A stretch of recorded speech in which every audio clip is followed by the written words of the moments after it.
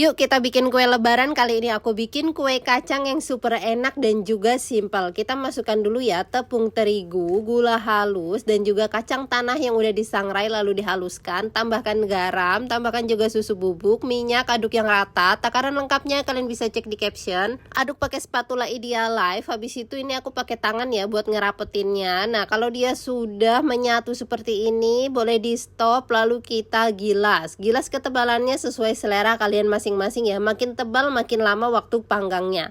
Kalau sudah sekiranya pas lalu kita cetak. Ini aku pakai cetakan yang kacang ya, kalian bebas mau pakai cetakan apa aja. Kita lakukan sampai selesai.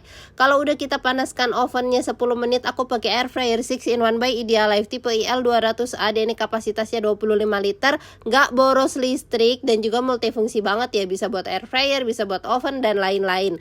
Kalau sudah matang kita angkat. Aku ovennya suhu 140 derajat kurang lebih 40 menit tapi atas bawah. Udah matang kita angkat. Jadi deh cakep-cakep banget kan. Tunggu dingin ya baru disiap dimasukin ke toples. Ini bisa banget buat lebaran nanti, bisa juga buat dijualin all cookware di video aku beli di Idealife. Yuk bikin.